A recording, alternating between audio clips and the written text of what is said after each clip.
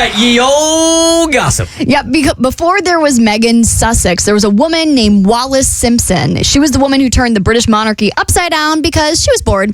And her lover, King Edward, who put the simp in Simpson. So the year... I did. The year is 1931, and Wallis, she is living in London with her second husband when she meets Edward, Prince of Wales. And when Edward sees her, he's like, oh my God, this broad is everything I could ever want. Need a piece of that. And Wallis was like, he's a guy, but he's the King of England. So fast forward another 3 years, and she's still married, but Edward is like obsessed with her. He has a major crush on her. He's like, this girl's a baddie. And he's so enthralled with her that he's showering her with gifts and writing her letters that probably say something like, Wallis, dear, I know we're about to enter World War II in 5 years, but the real war is happening in my heart. And I'm sure you're thinking, wow, how tragic. You finally find the love of your life, and now you can't be with them because the man has one job, to be king. And you would kind of F it up because you're married and an American. But we're not talking about true love for Wallis because this woman had a whole roster. Edward's in love with her. He's got like a pinup poster of her ankles on his wall. And she, because ankles were very scandalous back in the day. That's why I made the joke. And aside from the husband that she had at home, she's also fooling around with multiple men, including a car salesman. And there's nothing wrong with selling cars, but why would you date the guy selling a Bentley when you could date the guy getting driven around in one? So 3 years later, her relationship with the king is basically an open secret. And she gets King Eddie to give up an entire empire because the coochie was, and I quote, just that good.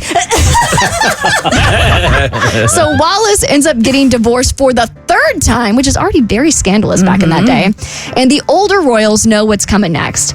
They're like, this woman is not hot enough for you to ruin centuries of rules and tradition by marrying this American divorcee. First of all, she's not British. Second of all, she's divorced 3 times.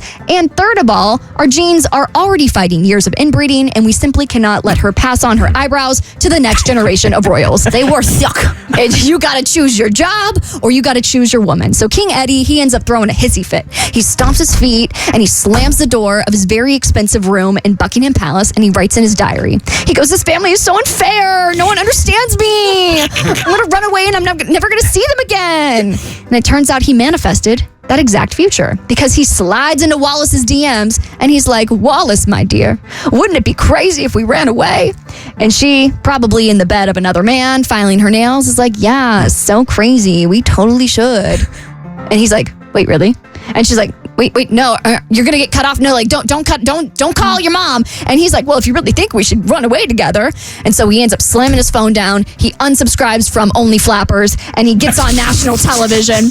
And he's like, you know what? And Edward was a lot of things. He was a simp, a lover boy, unqualified for any job in the real world, but he was a man of his word. So he puts in his 2 weeks at his job and he quits for a woman who was arguably indifferent about him. When you say put in his 2 weeks at his job, you mean he abdicated the throne. That's what I meant. He stepped down as King of England so he could pursue Wallis. Same difference. Okay. Puts his 2 weeks in. Okay. So he puts in his 2 weeks in. Wallis is like, we shouldn't have done this, but whatever. So Eddie whisks her off to France. And this is a rude awakening for Wallis, who is simply girl boss too close to the sun at this point. She's like, I just wanted a couple of free nights out and some clout on Wikipedia for dating this man who's the king. So they end up going to France, end up getting married, but they are exiled to France, which sounds fun because you're like, oh my God, the south of France. But it's fun until you realize everyone in the UK hates you and you can't go back and you're stuck in France with the French who also hate you because they're French, and the French hate everybody.